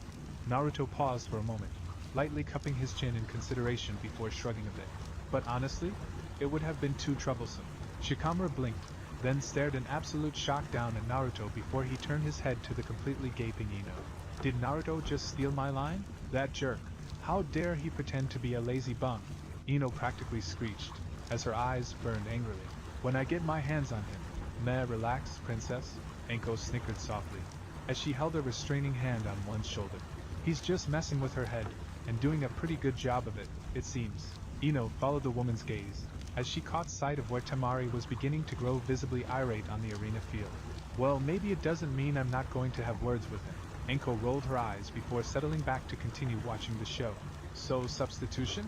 Temari put forth, narrowing her eyes at the boy, who blinked back at her, his arms still lazily crossed about his chest. That trick won't help you, eh? What did I substitute? Naruto blinked again, as he lightly reached up, scratching at the side of his head. Wait, you're talking about the technique? He canted his head slightly to the side, before rubbing at his neck slightly, and shaking his head. Nah, that would have been too much trouble. The boy yawned slightly before walking over to a tree, and leaning against it. Let me know when you're going to use a real attack on me. Temari's eye developed a twitch, as Genma was openly staring at Naruto now. The blonde's eyes settled into a bored glance in Temari's direction, before falling shut with a yawn. Whenever you're ready, sunshine. You are so dead it's not even funny. Temari grit out, as she growls, before summoning up her chakra, and suddenly letting loose a massive cutting whirlwind at the boy. And again, dust and debris kicked up, and again, Naruto was masked from view. Seconds passed, and again, there wasn't any movement seen in the slowly settling dust. Then, as before, Naruto was revealed, still completely and utterly relaxed, as he yawned again, then cracked an eye open. Did you do something, sunshine? Temari gaped in disbelief and borderline rage, as she could feel her hands twitching around her fan, before bringing her hand up, focusing again on her chakra before making a single sign. Release. Nope, sorry, sunshine. I've got no talent whatsoever. Naruto offered amiably, as he shook his head, and yawned a bit more. Are you ever going to actually try something? Genma shook his head, and couldn't help but fight viciously to bite back the laugh that threatened to escape his lips. Suddenly, things were becoming much, much clearer. Whatever the kid had been doing the last month, it had involved Anko, and she'd been sure to make certain the kid understood at least a little bit about psychological warfare. I don't know what you're doing, or how, but I am going to rip you into bloody little pieces. Temari hissed again, as she pulled back, her green eyes narrowed into slits, before she began to send blast after blast at the boy, and everything in his general vicinity, sending blast after blast his way. Then, suddenly she could see a figure, walking forward, walking through her blasts, as she sent another, and another. Her eyes only grew in shock, as Naruto's form could be seen, lazily strolling towards her. His hair, his clothes only rippled with his steps, his fingers stuck down in his pockets, as he wore an expression of complete boredom. Finally, he came to a stop, just a few feet in front of her, and arched a brow curiously at the now panting girl. Well, sunshine? Are you going to do something, or are you just going to stand there, looking pretty? Again, Naruto's pinky lifted up, and he stuck it into his ear, wiggling it about. Because if not, you might, as well just forfeit. Because seriously, this is kind of embarrassing. Anger again flashed in those eyes, as suddenly her fan snapped shut, and she lunged forward, arching the heavy iron length directly for his head. She could feel a sudden surge of satisfaction rush through her, as she saw him actually reacting. Satisfaction that sank into even further disbelief, as the boy dodged towards the side, then slashed downwards towards her weapon. Suddenly it felt lighter, too light in her hand, as she pulled it back, only to stare in horrified shock, as she had only a third of the length left cut cleanly through. As the boy smirked back at her, and hunched down, picking up the ruined, but much larger piece of her weapon. I think you dropped this, sunshine. Screaming inarticulately, Tamari rushed forward, with the almost useless stump of her weapon, knowing only one single desire. She was going to crush his thick, annoying, and lazy skull in. She was going to brutalize him, crush him, pulverize him. She was. The sudden, sharp impact of her own weapon on the side of her skull brought her up short, as she stared incredulously at the almost apologetic grin on the boy's face, before Oblivion reached up and dragged her down into its embrace. Standing over the unconscious boy, Naruto blinked a moment before scratching the back of his head. So, does that mean I win? Yeah, kid, you win. Genma agreed before looking back at the crowd. Winner, Naruto Uzumaki. Naruto grinned sheepishly, as he scratched the back of his head. Well, I'll just get her to the medical wing. He bowed his head slightly before a group of clones popped into existence, picking up the girl and her destroyed weapon, before grinning again, as he led them towards the arena exit. Kid? Genma paused for a moment, his lips twitching a bit in amusement. The medical wing is that way, is it? Naruto blinked a moment, before his sheepish grin only grew. Laughing nervously, the boy nodded his head, before heading in the direction the proctor had gestured. Thanks, no problem. Genma rolled his own eyes a bit, as he shook his head, and then called out, all right. Next contestants, Shino Aburame, and Kankuro. You're up! Kankuro growled slightly, as he glared down at where he saw his sister being carried out of the arena, even as he gripped tightly on his bundle. For a moment, he said nothing, caught up in indecision before he groaned out, and raised his hand. I forfeit. Shino blinked slightly from where he'd been about to get up from his seat next to Hana, before turning his head, and glancing at the person next to him, and frowning slightly. Well, that's slightly frustrating. I was looking forward to actually doing something to show that I'm ready to be a. He paused a moment for consideration before actually grinning slightly. Well, there's always next time. What, you're going to forfeit too? Hana arched her brow, as she casually studied the boy, even as she grabbed the back of his jacket, and tugged him back to the seat next to her. Never. Shino disagreed with a slight shake of his head. But do you realize what Naruto just did? Actually, no, I don't. Hana admitted with a wince, as she glanced over towards where the boy was exiting the arena. Whatever it was, it certainly looked impressive, and he used it very, very well. So well, in fact, that most people were focusing on his attitude instead of how he was doing it. Shino agreed with a nod of his head. However, I do have a theory, especially based on the way he destroyed her weapon. An idea that leaves me with little doubt that Naruto will indeed one day achieve his goal. So, what's the theory then? Hana paused for a moment, before her brows knitted in confusion. I mean, it wasn't a was it? No, it was pure elemental manipulation. Shino responded with a slight grin on his lips. The fan was destroyed, as if it had been cut cleanly through. He paused for a moment, letting her digest that tidbit of information before continuing. I theorize he did the same thing to her attacks. He cut through them. What does that mean? Hana blushed slightly, as she reached back, nervously scratching her neck. I'm a vet, never had much interest in elemental manipulation. He beat her with her own element. Shino answered simply, as he adjusted his glasses. He used his wind to cut hers, and to have done it, looking so effortlessly, Naruto has obviously grown quickly. Don't worry. Hana leaned in, and suddenly tugged on the lobe of his ear with her teeth. If you really feel the need to show off, I'll give you my own exam. Shino shivered, and almost melted back against her before giving her a serious look. One I'm sure I will find far more interesting than the current one. You better. Hana agreed with a smirk. All right, since Kankuro has forfeited. Genma rolled his eyes just a bit before sighing, as he glanced around. Next match will be Dosa Kinyuta against Kiba Inuzuka. Will the competitors please come down? Unless, of course, one of you two wants to forfeit, as well? Come on, buddy, let's go. Kiba lightly tucked his partner into his jacket, before jumping forward, launching himself easily down to the arena floor, where he landed in a ready crouch. Dosa, however, chose a more sedate path, walking calmly down the wall until he was standing directly across from Kiba, his one visible eye glaring at the smirking boy. Are both competitors ready? Genma called out, as he glanced between the Sound Nin and the Inuzuka. You're friends with that Naruto bastard, huh? Dosu spoke up, his eyes narrowed dangerously, as he lightly clenched his fingers together. Be sure to tell him that I'm going to pay him back for whatever it was he did to Kin after I send you back up there in a bloody heap. Kiba looked at the boy in front of him for a moment, before suddenly bursting out laughing, as he let his finger raise up, and pointed at the boy. You think seriously you think that? Eesh, man, you guys are idiots. I mean, come on. Naruto just trounced that sand girl without even breaking a sweat, and you think you've got a shot against him? Heh. Dosun narrowed his eye into a slit, as he readied his arm.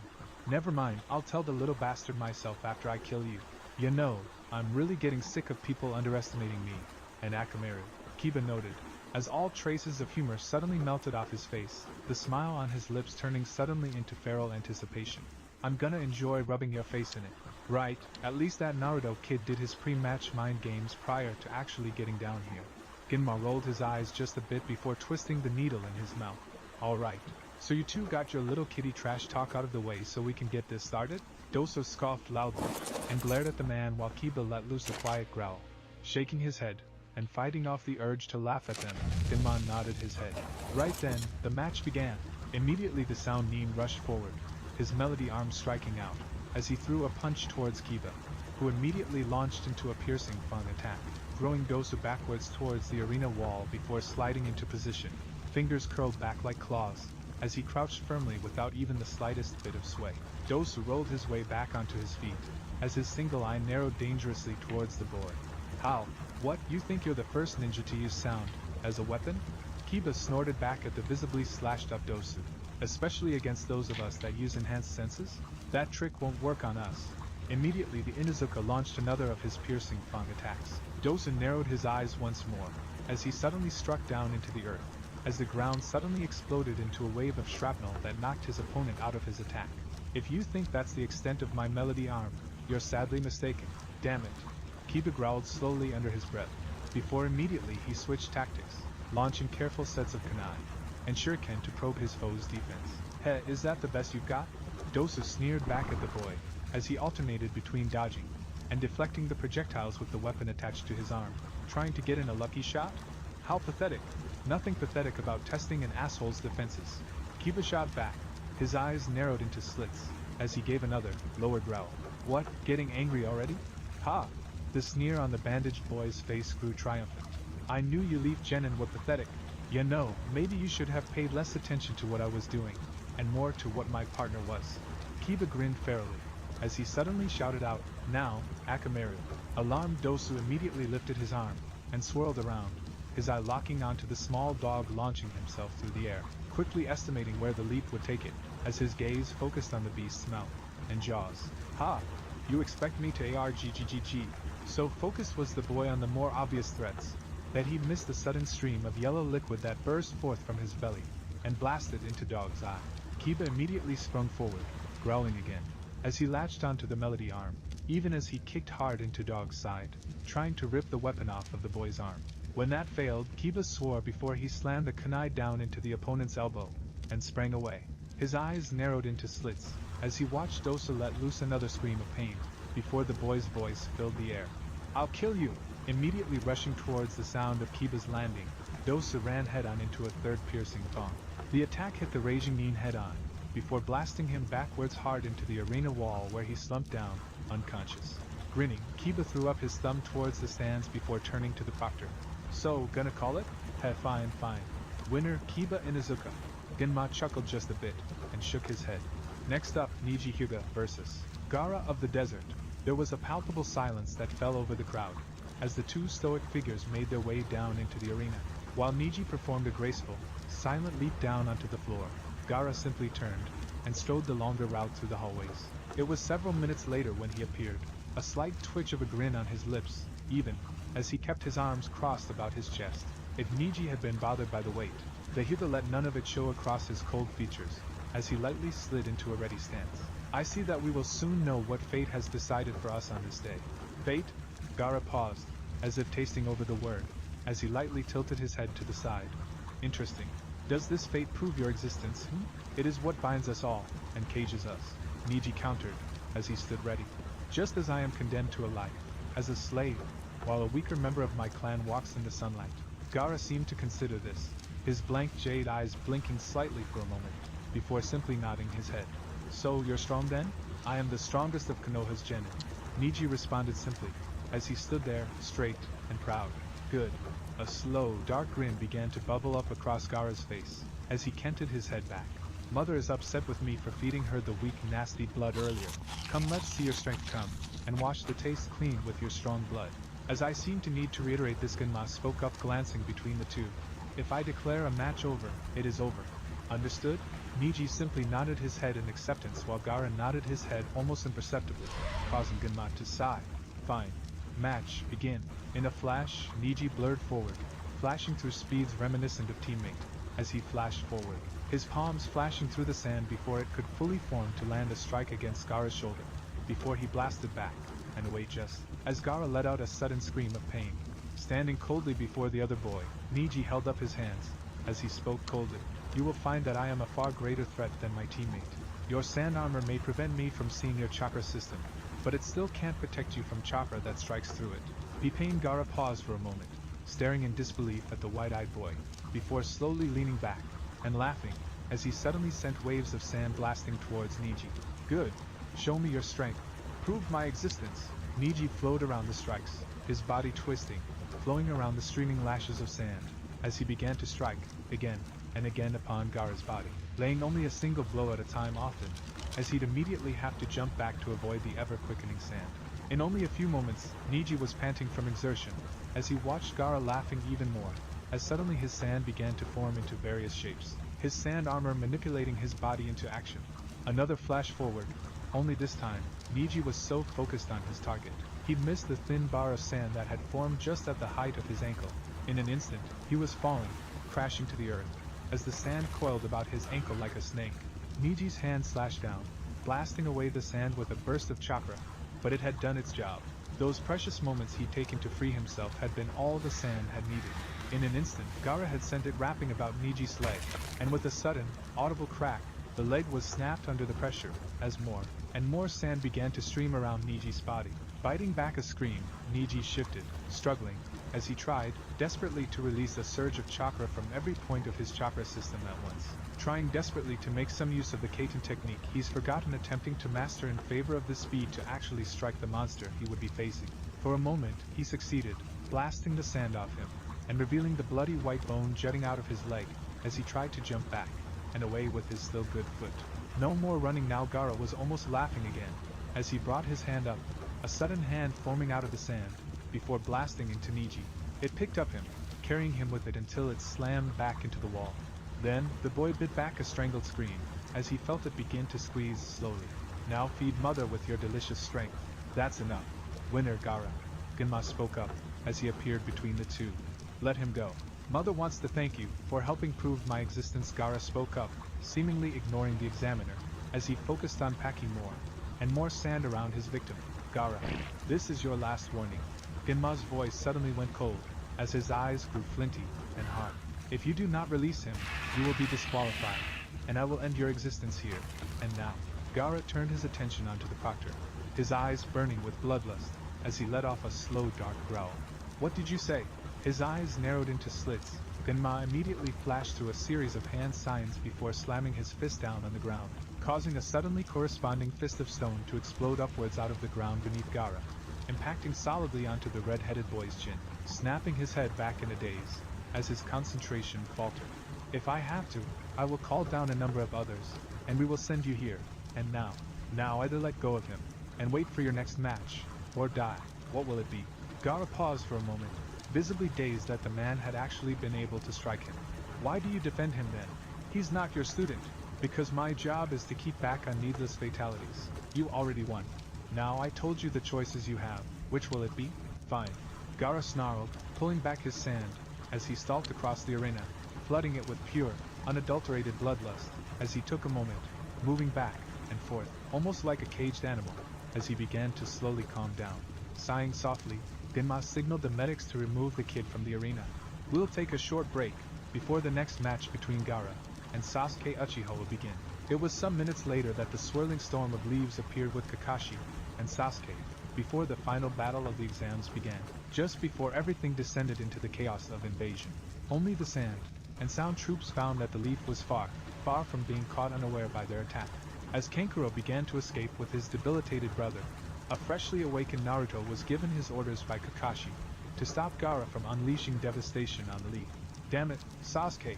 Naruto growled as he watched his teammate collapse, struggling against the spreading influence of his cursed seal. Weren't you told to not use that thing? Excuse me, for being out of options, you idiot. Sasuke hissed back through gritted teeth as she glared at her rather oblivious teammate. Yeah? Naruto shook his head before he turned his attention onto the half-transformed Gaara. Ugh man, you got ugly. Sakura, get Sasuke to safety. I'll cover you. What the hell do you think you're doing, Naruto? Sakura demanded even, as she appeared on the tree next to Sasuke. I mean, I know you're stronger than before. This isn't a debate, Sakura. Get out of here. There's nothing you can do in a fight like this. And Sasuke is already at his limit. Naruto snapped back, even, as he jumped out of the way, as a madly laughing Gaara struck at the tree he'd been on moments before. Go! Now! Gritting her teeth, Sakura gave the blonde one last look, before nodding her head, and pulling Sasuke over her shoulder. Naruto, stay alive. Don't you dare die on me. You got that, idiot! Sasuke growled, as well, as she allowed Sakura to support her even, as they started to jump back towards Konoha. I won't. And that's a promise, believe it! Naruto shot them a grin before he turned, and faced another of Gaara's swinging strikes. Only, the instant it came too close to Naruto, it suddenly cut apart, as the maddened Sannin let off a scream of pain. What? Gaara snarled, as it finally registered that Sasuke, his prey, his proof of existence, was escaping. No! You won't deny me! I will give Mother his blood. Ugh, great. Naruto danced quickly backwards, as he narrowed his eyes, and suddenly rushed towards his opponent. Even, as the boy continued to transform, a massive tail of sand appeared behind him. Huh, that's new. What are they to you? Gaara snarled softly, as he shifted more and more, his second arm transforming, as the sand grew out to exude from the entirety of his torso, slowly, quickly transforming even his entire face. They're my friends, Naruto said simply, as he would shift and stand, studying the rapidly transforming creature in front of him. They're my strength, my reason for fighting, and my reason for my dream. Fool! I fight only for myself. Gaara snarled even more, his eyes burning gold, as they stared back at him with pure contempt. Only loving yourself is the only way to have true power. Suddenly, as he stared into Gaara's eyes, a slow realization bubbled up through Naruto, as he saw a look in those eyes he'd seen a long time before. You didn't have anyone, did you? No one to care about you, no one to be your friend. Fool, what use does a monster like me have for friends? A snarl curled across Gaara's face, as suddenly he unleashed a barrage of sand shurikens at the boy, only to feel the anger spike, as none of them seemed to touch him, leaving him standing where he was. They're what makes someone truly strong, Naruto countered, as he slowly shook his head. They're the ones that pick you up from the darkness. They're the ones that give you a reason to keep pushing yourself, to keep growing, to never stop, never give up. He paused a moment, considering, before he gave Gaara an almost pitying look. If I didn't have them, I probably would have ended up like you. Like me? Don't make me laugh. Gaara snarled, as he let loose another barrage of the shurikens, only to find them meeting the same fate, sending another bubbling spike of anger coursing through the boy. You have no idea what it's like to be like me.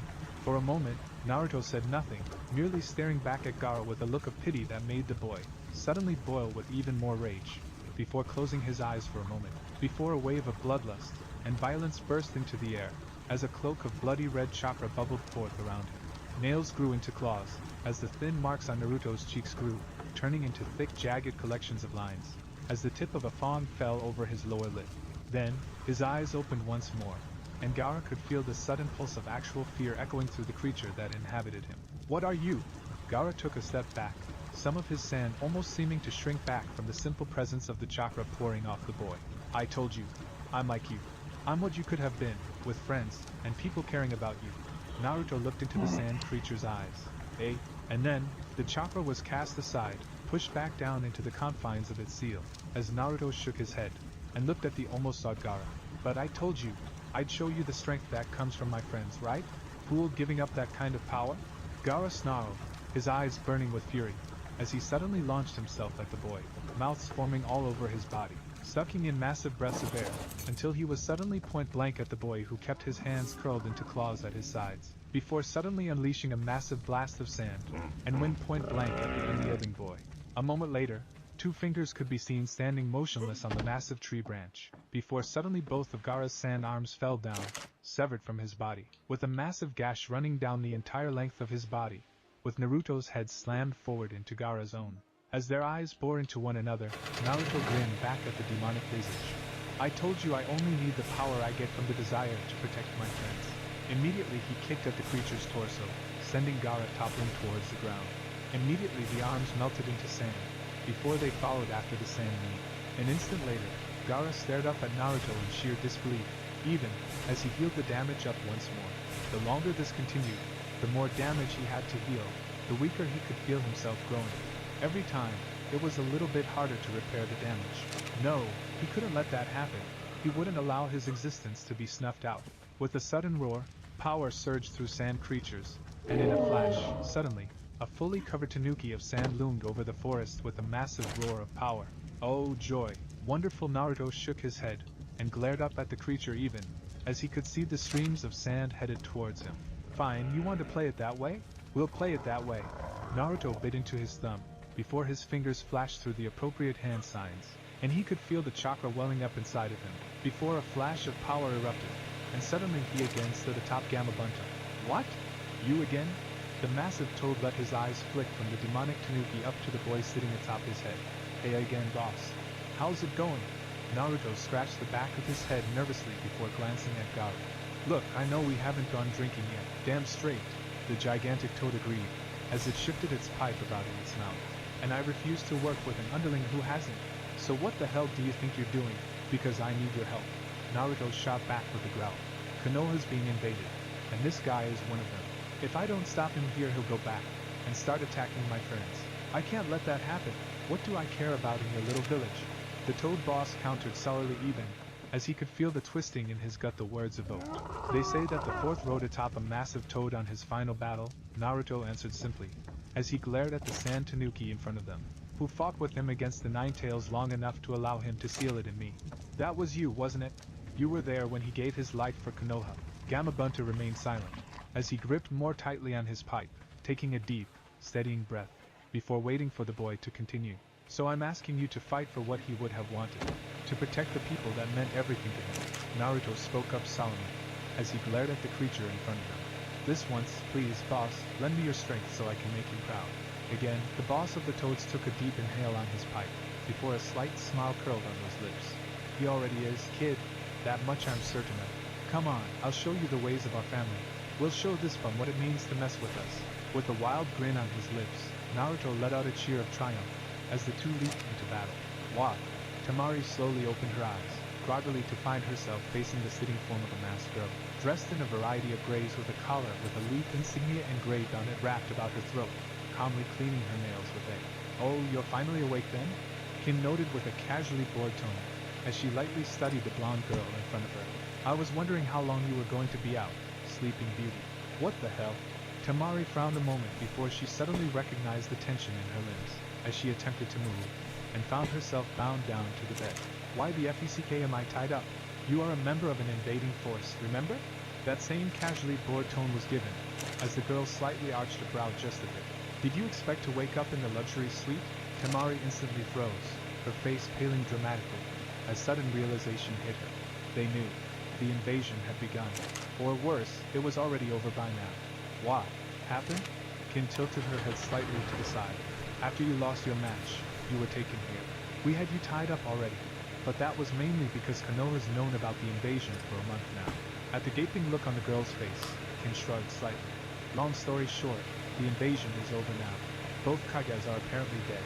You have no idea how much I want to hurt you for the part your village played in helping the Hokage meet his end." Fire suddenly danced in those eyes as Kim flicked her wrist, then suddenly flashing out, buried next to Temari's head. The old man, he deserved better than that. She paused for a moment, taking a slow, steadying breath. Even if he was right, he beat Orochimaru. Send the bastard running. Then Gaara Temari's eyes only grew even further, as she stared fearfully at the girl in front of her. "Lost," Kim responded with a vicious grin beneath her mask. "Got beat by the same guy that beat you. The way I hear it, Gaara even let that monster inside of him out completely. It wasn't enough. Gaara lost. It simply didn't compute. Gaara simply didn't lose. That's not possible. And yet, the giant sand tanuki was beaten by the kid riding the giant toad. Kin answered back, as she lightly pulled out another, and began to twirl it around her fingers. Thus, that brings us to you, O daughter of the fourth Kazekage. Temari forced down the sense of dread that rose up from her stomach, feeling it clenching tightly, as she watched the calm manner the girl in front of her addressed her. What about me? Well, before he died, the old man had already decided your fate. Kin paused a moment, letting Temari consider those words, as she lightly continued to twirl around her little fingers. You're just going to let me wonder about it, aren't you? Temari shot out accusingly, as she lightly glared at the girl. I was considering it. Kin agreed with a nod of her head before lightly tapping the side of her mask with her needle. But no, I'm going to tell you. When Sand comes falling back, renegotiate the treaty. Make no mistake about it. After the ass-kicking they got, they will be. When that happens, you, Deer, get to be part of an appropriation to encourage future good behavior. I get to be a hostage, joy. Temari made a face, as she lightly slumped back on the bed. Actually, you're going to be spoiled. There was a kind of smug satisfaction that Kin felt, as she watched a look of growing horror crossing Temari's face. You have to be fucking kidding me. Temari snarled softly, as she glared at Kin. What the hell makes them think that? Because the leaf utterly crushed your invasion. They beat your secret weapon. Hell, one genin beat your secret weapon. Kin smiled downright viciously at the girl. They're going to accept it, because they don't have any choice but to do it. And you? Well, if you don't accept it, what do you think is going to happen? What happened to my brothers? Temari finally asked, as she looked away, unable to keep Kin's gaze, as she stared at a nearby wall. Doll Boy was beaten by the guy he was supposed to fight in the exams anyway. Still, he managed to recover enough to help Gaara get away after his defeat. Of course, it helped that Naruto-sama let them go. Kin hummed thoughtfully before she lightly tapped her mask over her lips. Anything else you want to know, Naruto-sama? That immediately caught Temari's attention, as she stared at the girl in front of her. What, you thought this was just for show? Kin smirked slightly, as she lightly tapped on the collar at her throat with her, before she pulled down her mask to reveal her face. Who do you think told them what was going to happen? You? But Temari's eyes went wide, as she stared at Kin. You're that girl from Hidden Sound? Slowly a sinking, almost sickening realization hit her, as she stared in absolute disbelief. The one that he beat. Kin agreed with a happy little nod of her head, as she casually pulled the mask back up over her face. And really, it was the best thing that could have happened to me, considering that Naruto-sama isn't likely to send me on a suicide mission like Orochimaru did. She shrugged slightly before continuing to twirl her. It was a simple question of would I choose the man who sent me to die without caring, or the boy who comforted me when I broke down and cried, knowing that I was just ordered to kill him. Which one would you choose? Temari stared at the girl, trying to work the words past her lips, as she frowned slightly before growling just slightly. You still turned traitor to your village. I betrayed a village that gave me no loyalty, founded by one of the most infamous traitors in the elemental countries. Kin snorted softly, and shook her head. To a village that actually wanted me, and wants to see me become the strongest I could be. So yes, I turned fucking traitor on a worthless place where you're just as likely to end up in one of our leader's experiments, as being lucky enough to be allowed to grow strong. Wincing slightly, Temari looked away, as she remembered her own father's approach to things, including his treatment of Gaara. So, what makes them think that you won't turn traitor from this one then? Besides the fact that I actually like it here? Kin smirked beneath her mask, before shrugging slightly, as she casually removed her cool gray jacket, and turned around, revealing her bare back, and the spiral-shaped seal in the center of it, over her heart. This, Temari swallowed audibly, as Kin turned back around, and met her forest green eyes with her own almost black orbs. They're going to put one of those on me. It wasn't a question, as she stared back at Kin, who shrugged casually in response. Comes with more perks than it does downsides. Kin smirked slightly, and slowly shook her head with a soft, amused smile. Naruto-sama might not look like it, but he's got more chakra than most ever will, and it's still growing. Chakra I get access to. She paused a moment, before shrugging slightly. Apparently it's increasing my own coils passively on its own, as well. I will say this much for the old pervert. He certainly knows his seals. Old pervert? Temari couldn't help but allow her lips to twitch slightly in amusement. Oh, you probably know him, as Jiraiya of the Toad Sage. Kin resumed picking under her fingernails, as she glanced over Temari. You'll be introduced to him soon enough. So, basically you're saying I should just resign myself to being a slave. Temari noted bitterly, as she lightly glared at Kin. Probably easier for me since I've been one in everything, but named for years under Orochimaru. Kin waved her hand lightly, dismissively for a moment, before smirking back at Temari. So, have you figured out how Naruto-sama kicked your ass yet? Temari frowned for a moment, as she thought back on the fight with a much clearer head now, as she furrowed her brow and thought. My attacks weren't even touching him. Not even the slightest bit of my wind reached him. True enough. He apparently was rather disappointed in you. Kin almost giggled at the expression of annoyance on Temari's face. It'll be even worse if you can't figure out how he did what he did. Frowning again, the Suna girl pursed her lips, as she thought back through the fight, before flinching visibly, as she recalled the final moments, where her fan had been destroyed with one simple swipe of the boy's hand.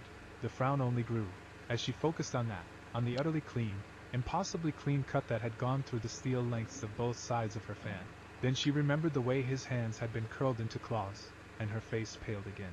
That last move, the claws of the Wind Tiger? Only one claw currently, but he's only been at it a week or so. Kin waved her hand dismissively before smirking with a shrug. Give him a month or so, and he'll have it down. A month? Temari just stared at the girl incredulously, as she shook her head. That's impossible. It takes years, and years worth of training in raw, pure elemental manipulation before you can even learn enough to slow realization hit Temari, as she couldn't help but stare, as Kin's smirk only grew. You have got to be kidding me. Really? Did I say something to which you're referring, or are you just saying that in general? Kin noted dryly, as she shook her head, and chuckled just a bit. Because I get the feeling you're going to be reacting like that a lot around Naruto-sama. Temari took a moment to suck in a deep, calming breath, before she worked, furiously to steel her mind before continuing. All right, claws of the Wind Tiger. So, he's a wind user. But he didn't make any attacks, so she frowned further, as she thought over what she knew about the situation before her face rapidly paled. That, oh, did you finally get an inkling of what it is he did? Kin shook her head before snorting softly, as she growled just a bit. He cut my wind. Temari started, unable to fully process that simple statement, as she stared at the girl in front of her.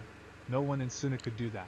Hell, I don't know of anyone fucking anywhere, ever having done that, considering the chakra requirements for it, and the amount of time it would take to figure it out. Kin snickered softly before shaking her head.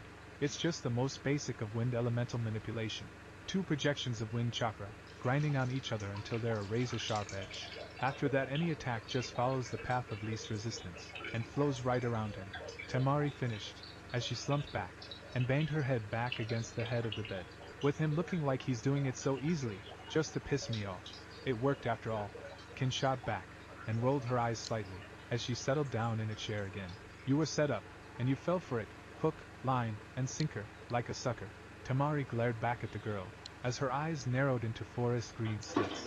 Oh yes, I can see we're just going to get along so well. Heh. Kin smirked slightly before she shrugged just a bit. I'm a bitch, what can I say? She shook her head, and the smirk immediately slid off her face. You think I want to be here, dealing with you right now? Well, you're obviously taking such joy in my company. Temari countered with an acidic hiss of breath. Yeah, what do you know? I like tempting my inner sadist right now. Kin kept spinning through her fingers before she shook her head, staring out the nearby window before her eyes flashed back to Temari with a glare. Like I said, the old man deserved better than he got. And this is my fault, how? Temari snarled back, as she glared at the girl. I didn't even want anything to do with this stupid invasion. Now I get to be a slave because of the idiocy of Wind's daimyo, and my father's. I don't even want to think about whatever it was my father did. I'd be more sympathetic, I really would, except, well, Kin paused a moment, as if in consideration before spitting back. I honestly don't give a rat's ass. Life sucks at times, get over it, and quit whining about it. You were on the wrong side. You're paying for it. Oh, that makes me feel so much better. Temari shot back in an acidic hiss of breath. Like I care about making you feel better. Kin countered, as she snorted loudly. I'm more pissed off that Naruto-sama's going to be stuck with a stupid bitch like you. That's enough, Kin-chan. The voice cut in softly, as a worn-looking Naruto stepped forward, moving near silent, as he glanced towards Temari for a moment, inclining head slightly to the bound girl. Evening, sunshine, don't call me that. Temari growled softly, as she glared at the boy who, if the former sound Kunoichi was to be believed, would soon be her master. It does seem to fit her.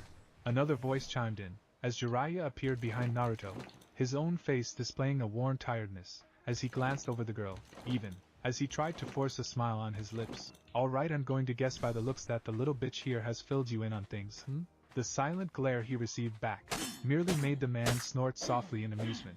Girl, I've been glared at by the best. And you've got nothing on Tsunadeheim. One of these days, you'll have to introduce me to her. Naruto spoke up with a bored expression on his face, as he sighed slightly, and shook his head. What with the way everyone seems to react about her? She's the granddaughter of the first Hokage. Jiraiya shrugged a bit, as again something flashed across his eyes, as he looked towards Naruto. She Asuma, and that brat Konohamaru are about as close as you get to royalty around here. Yeah, I know Shika, and Chuji's teacher. Naruto waved his hand slightly, and sighed, as he slumped down. The old man's son. Your kin started up a slight smirk curling across her face. No, I'm not. Naruto growled back, as he sent a slight glare towards Kin, as his arms crossed about his chest, and he gave a slight huff of annoyance. Well, yes I am, but that's because I'm trying to forget about her. Oh, come on, the bimbo's not that bad. Kin noted with a smug little smirk on her face, as she lightly continued to twirl her in her fingers. She started calling me Naruto-kun. Naruto countered with a soft growl, as he glared slightly at Kin. And again, I blame you for this. Does that mean you'll give me a spanking? Kin spoke up, her eyes gleaming hopefully, as she squirmed suggestively in her seat. Damn it! Naruto groaned softly, as he proceeded to bang his head against his palm, and groaned out loud. Jiraiya merely sighed, as Kin continued to smirk slightly while she crossed her arms about her chest. Do you have to do that now? Temari just lay there for a moment, staring at the three before groaning softly, as she half closed her eyes. You're all insane. Darlin, considering who your father was, I highly doubt that you've got any claim to being a paragon of sanity. Jiraiya drawled out before shaking his head, as he gave Kin a slight, meaningful look. It was then, as she referred to her father in the past tense, that it finally hit her. Her father, the Kazekage, was dead, just like her mother, her uncle, and the rest of her family beyond her brothers. For a moment, she lay there, letting that simple truth sink in, before she offered up a question hesitantly. How did he die, Orochimaru? Jiraiya answered with a bitter twist of his features before he shook his head. Before he even reached Konoha. Days ago probably. So, not only was my father an idiot, he's an idiot who got himself killed by the person who masterminded this mess. Temari spat out bitterly, as she slowly shook her head. Lovely. Someone sounds bitter. Kin observed with a falsely sweet smirk on her face before she casually shook her head. King-chan Naruto raised his head, and gave the girl a slight, tired glare. Leave Sunshine here alone. Stop calling me that. Temari growled softly, as her dark green eyes flashed back at the boy. I have a name. Yes, so? Kin answered before Naruto could respond. You might, as well, get used to it, Sunshine. You're a bitch you can. Yes, she does. Naruto cut in before Temari could finish. We've called her on it, repeatedly. Eventually she just starts to give you a yes, and, look, eventually? Kin gave Naruto an utterly amused look before she glanced over at Jiraiya. I thought I did that straight off. Sometimes, the white-haired man offered with a shrug before his lips curled back into a small, smug grin. Others, they're just ants. Ah, Kin nodded sagely, as she lightly rubbed her hands together. The ones like Naruto-sama. I'd be offended, Naruto noted with a careful glance towards Kin. But considering how hard I worked to ignore her insinuations, a very true statement. Jiraiya agreed with a nod of his head. He does work hard to ignore those insinuations, alright. He does it just to frustrate me, Kin declared confidently, as she crossed her arms about her chest with a firm canting bob of her head. I do it because she's crazy, Naruto countered, as he locked eyes with Temari, and refused to look at Kin. You're all insane. There was a note of sheer disbelief in Temari's voice, as she stared at the three in front of her, and repeated her earlier statement. I'm not insane, Naruto declared rather firmly, before pointing his finger from Kin to Jiraiya. They are. I just got caught up in the craziness, says the kid with enough clones to make his own army? Jiraiya shot back before shaking his head slightly, and looking over Temari. There are ANBU guards set around the building, so if you try to escape, well, I can't believe you told them to strip her down to her underwear, and leave her hog-tied in my bed if they catch her trying to leave. Naruto muttered quietly before shaking his head with a sigh. And I can't believe they listened. Temari's eyes widened incredulously back at the blonde boy before she turned her head, and stared at the smirking Jiraiya. You have got to be. Nope, he's not. Jiraiya agreed with a sage nod of his head, and rubbed at his chin for a moment. Of course, he's not mentioning the pictures. Try, and I swear I'll. No one's going to take any pictures, Naruto put in quickly, before his face hardened just a bit. Because you're not going to give him a reason to, got it, Sunshine? Why the hell do you insist on calling me that? I like it, he said simply, before grinning impishly, as he reached forward and lightly patted her atop her head. Plus, it's fun to see you getting all worked up. Standing up then, he tiredly shook his head and glanced at the other two. I'm going to bed. We can do the seal for Sunshine here tomorrow night. And with that he turned, ignoring the flushed face of Temari before vanishing from the room out the door. After a moment's pause, Kin's brain slowly processed the full extent of things. Wait, if she's there, couch could be heard echoing past the door. And floor for you. But, I know you, Kin-chan. You won't keep those damned hands of yours to yourself. Damn it. The girl muttered softly, as she shook her head, giving a sour glare to the visibly amused Jiraiya. Not a word, you. Oh no, not a single word. Jiraiya agreed before turning his attention back to Temari, as Kin fumed. Why don't you go bug your master? I need to have a word with our little princess here. Right. Kin rolled her eyes just a bit before shrugging her shoulders, and glancing at Temari. If he starts to grope you, scream. It'll probably help me sleep better. Temari stared at Kin for a long moment, before shaking her head in disgust. Bitch. Yup, Kin affirmed, as she threw an extra little sway in her hips, as she turned and walked out of sight. Heh. Kids these days. Jiraiya chuckled slowly before shaking his head, as he turned his attention back to Temari, as he settled down into a seat, and studied her for a long moment. I suppose you have some questions? What would be the point? Temari hissed back, as she glared slightly at the man. I'm just a piece of property now, remember? Oh, I can see what he likes to call you, Sunshine. The shook his head, and chuckled just a bit, as he lightly pursed his lips and thought. Well, let's see, where to begin. Your brothers are fine. Whether or not your sensei lives will depend on how much Yugago can keep a leash on her temper. At the girl's look of confusion, Jiraiya shook his head. He tried to kill her lover. She didn't take that way. She blinked at that, before blinking again, and staring at the man. What? Her lover, the original proctor of the third stage, stumbled on a little intelligence swap between Orochimaru's mole and Konoha, and your instructor. Your instructor then tried to kill him to cover up the discovery of the meat. Jiraiya paused, lightly rubbing his chin in consideration. Fortunately for Hate, your instructor was already under surveillance, albeit from a much greater distance, and he identified Baki-sensei as his attacker. Temari supplied, as she slowly closed her eyes and shook her head a bit. So did the ANBU tailing him. Jiraiya pointed out with a shrug of his shoulders, before smiling benignly back at the girl.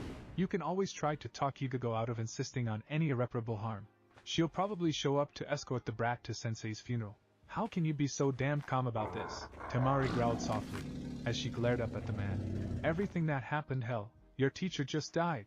I'm a ninja girl. And a ninja is someone who endures, Jiraiya stated flatly, as he slowly shook his head. Sensei chose that path. I know the technique he used, better than anyone still alive in fact. He gave his life, freely, and willingly. He died with a smile on his face. He's just one more name on a long list of people I've cared about that I've had to bury. The simplicity of the statement caught Temari off guard, as she stared up at the man, before averting her eyes, as a flash of guilt bubbled up in her throat. As her silence hung in the air, Jiraiya simply nodded his head, and rose up. Get some sleep. Tomorrow will be a long day for you. That said, Temari was left in darkness and silence, as she contemplated what he had told her. Sakura Haruno stared in numb disbelief at the figures laid out on the cold, uncaring slab in front of her. She couldn't quite seem to connect it, not yet the fact that these pale, cold figures, with blank, unseeing eyes were actually her parents, her loving, and oh so very alive mother, and father who had been so proud of their little girl for having the strength to become a ninja. I'm sorry to do this, but we need proper identification of the remains. A quiet voice spoke up, as numbly Sakura recognized it, as one of the medics standing behind her. And even with everything we knew about in advance, there were a great number of casualties. The words were thick on her tongue, as she struggled to complete a sentence, before the tears began to pour down her cheeks. Are they your parents? The voice was gentle, even with the edge of impatience scored with a frustrated weariness. Yes. The word came hiccuped on her lips, as she struggled not to collapse, as she couldn't seem to bring herself to look away from the bodies on the slabs. I'm sorry.